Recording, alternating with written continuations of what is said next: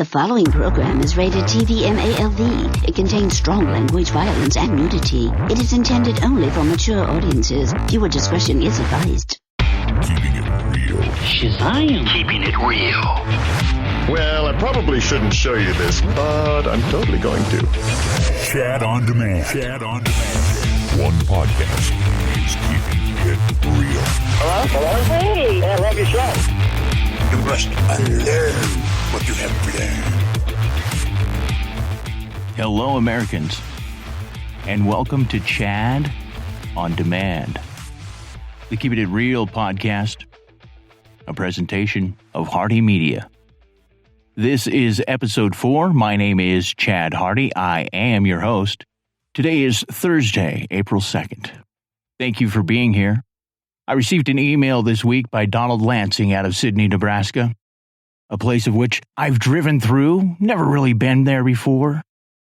His letter reads, I quote, "You talk plain speak, and then at times talk as though you have a degree in coronavirus. Which is it?" he asked. I think, Donald, that I am just today, Donald. Today I feel just like a Western States raised boy with little offer in the sense of peace, much in information, and the God-given gift of being able to deliver it to you as to understand. I feel helpless, as many of us feel, a father like you, a son and brother like you. I feel helpless. You see, Donald has 3 brothers and 1 sister. His mother is alive. His father has passed. 2 of his family members have contracted this horrible virus, and 1 is going to survive. The other, the other, there is little hope as of this hour. What hurts the most, he writes, is that not that my brother, who I have remained so close to throughout the years, is passing away. Because as we were raised, and as per God's plan, he continues, to which no matter what we were raised to always believe was perfect, we have accepted this loss, he writes. What I am trying to accept, and all of us are agonizing over, is that our so dear loved one is lying there, alone. Not one of us able to be there to hold his hand. And for that, there is no acceptance, he writes. How many of us have really accepted what is happening? How many of you know someone sick right now? From the latest numbers, if you don't, give it a week or 2. Sound blunt? Well, there's no sugar to coat anything here on this show. 0. This is a trying time for so many Americans. It will continue to be. I urge you, stay informed. Trust and know your news sources. You see, Sally's mom's brother's uncle said this and that, spreading on Facebook so fast, even this week, that the CDC had to make an announcement about aspirin and Tylenol this last week. Oh yeah. How many of you shared that freely? Without knowledge. We are in this together, but you have to resist. You have to resist that urge to panic or spread information you do not know to be certain. Fact. Better to not say anything at all or share anything before you know it's a fact.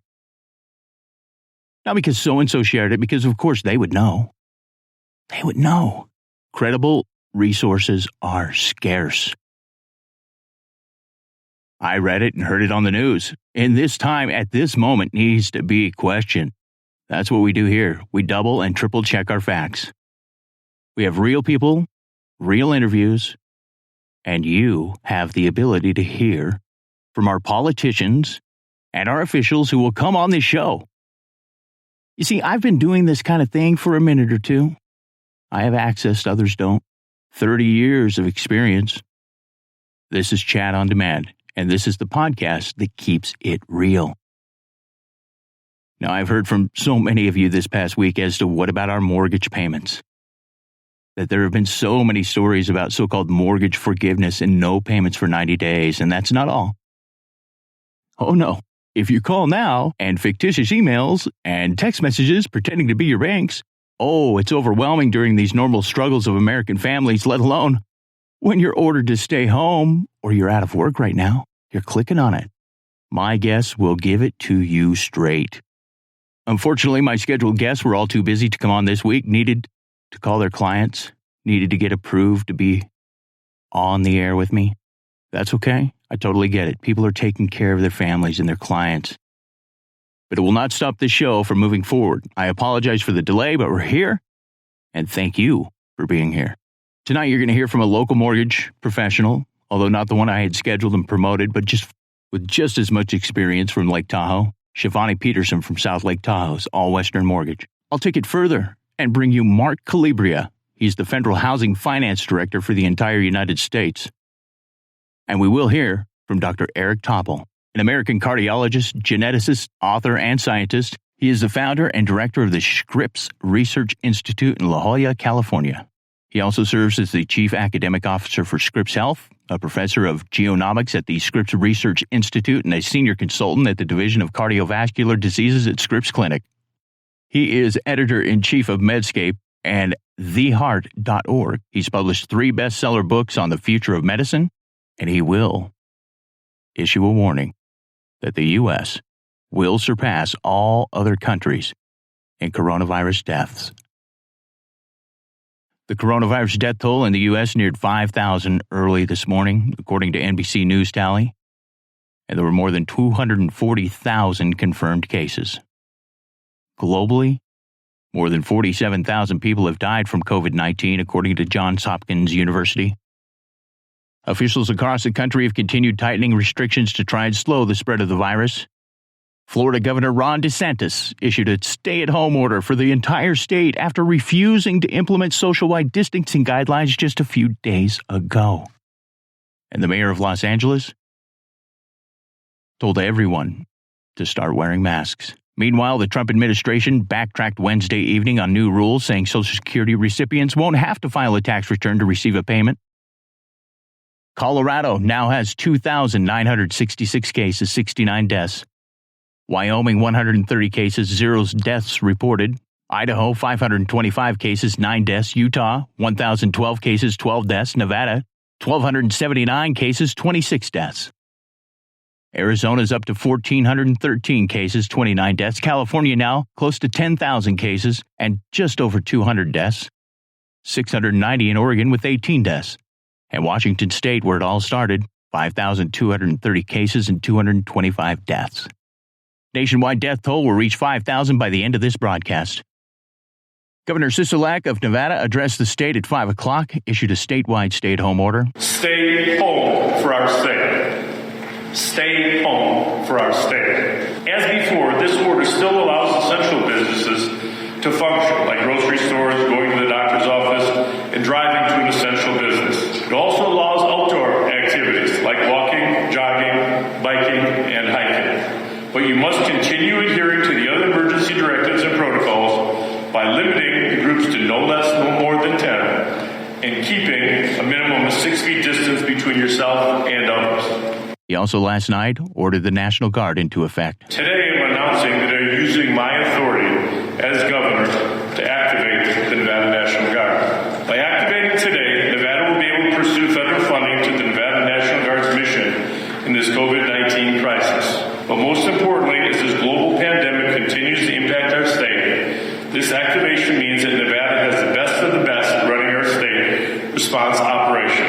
And you and your families deserve nothing less. We are living in unprecedented times, and Nevada is joining many other states across our great nation in utilizing the National Guard to help manage this crisis. I have a brother in the National Guard. Also works at Renown Medical Center in Reno. No call back from him tonight, nor my mother. Oil tumbled to an 18-year low as coronavirus lockdown cascaded through the world's largest economies, leaving the market overwhelmed. Overwhelmed by cratering demand and a ballooning surplus. President Donald Trump saying he'll call Vladimir Putin to discuss plunging prices did little to staunch this decline. A huge oversupply is further collapsing the oil market structure, and there may be more weakness to come. as the world quickly runs out of storage capacity. The slump in demand has shut refineries from South Africa to Canada, leading to excess barrels in the market. Trump said on Wednesday he doesn't want to see the energy sector wiped out over low oil prices brought on by the dispute between Russia and Saudi Arabia. Still swelling stockpiles are weighing down the market. At the key storage hub of Cushing, Oklahoma, inventories are said to have ballooned by more than 4 million barrels last week. That's according to traders with knowledge of Genscape data, raising fears about storage capacity limits being reached. That, my friends, brings a whole new set of circumstances to our energy sustainability than ever before. Stockpiles haven't been seen like this since since before you or I were born. World War II? And let me ask you, when people compare this to World War II, does it make a whole lot of sense? Donald Trump keeps comparing this to a war, and I gotta tell you, I'm getting tired of the, oh my God, pat me on the back for the job I'm doing daily updates from the White House. He'd be far more effective as a leader if he'd just shut the hell up and let someone else speak for him. Now, I'm not saying he's doing a bad job. Just saying, he doesn't belong in front of a microphone unattended, ever. They should actually put a muzzle on him sometimes and just teleprompt the screen and let us read it and say, oh, you know what? Maybe he's doing some good work. Instead, he's so worried about whether we think he's doing a good job, he's spending more time selling us on the fact that he just might be. Comparing his nightly news conferences ratings to that of a Monday night football game. Not a good look. Not at all. That's a different talk, different time. In my opinion, this is bigger than any war this world has ever seen. There are many who disagree with my sentiment. I encourage your feedback and lively discussion on the issue. Come on. But despite hearing everything I have, I am still under firm belief that this is bigger than the economic suffering from World War II, or 9/11, or the 2008 financial crisis. This is a pandemic. Our lifetime has not seen anything like this before. And we're 1 month into it, essentially, here in the United States. Not until just recently have I seen streets completely empty. Even though it was almost 2 weeks ago, they said, don't go out. Stronger language, but the same message last week. Prepare for this to be beyond your expectations, my friends. With so many out of work and so many questions about what is to come, there's been so much talk about mortgages and what to do about payments deferred. Payment forgiveness. Let's get to the guts of it with some of the most respected mortgage execs in the country. So first, we'll hear from Shivani Peterson from South Lake Tahoe's All Western Mortgage and what she had to say about what so many Americans are wanting to know about the interest rates and what to expect. We saw coronavirus make global news, interest rates went down. When we saw it make U.S. news, they went down. But then something interesting happened that a lot of people aren't talking about, and the mortgage industry faced a huge capacity issue. There was $5 trillion of mortgages trying to be refinanced. In a normal year, our industry does $3 trillion between purchases and refinances. So it was impossible to try to process $5 trillion in 1 month. It was going to break the system. So investors across the board raised their interest rates. So exactly what does forbearance mean? What that means is that you put your mortgage payment on hold. You're not going to not make those payments. The interest is going to be added to the end of your loan. You'll basically defer the payments until a later date when you've hopefully gotten your income back in order. Meanwhile, let's ask Federal Financing Director Mark Calibria just how many he thinks are going to ask for this forbearance. I really want to caveat that the numbers I'm about to give you are very rough, very preliminary, and if you talk to me in 2 days, they'll probably be different. But with that in mind, my estimates now for Fannie and Freddie's book, we're hearing about take-up of about just over 1% of their book. So April looks like it'll be approximately 300,000 loans for Fannie and Freddie. For the overall market, that would translate approximately into 700,000 loans. We are thinking that closer to May, we'll see that for Fannie and Freddie's book closer to 1 million. So probably by May, a little more than 2 million. This is between 3 and 5% of the market. So I really do want to emphasize We're not seeing the worst case scenarios of 25, 30, 40% take up. We're seeing closer to 1-2% take up.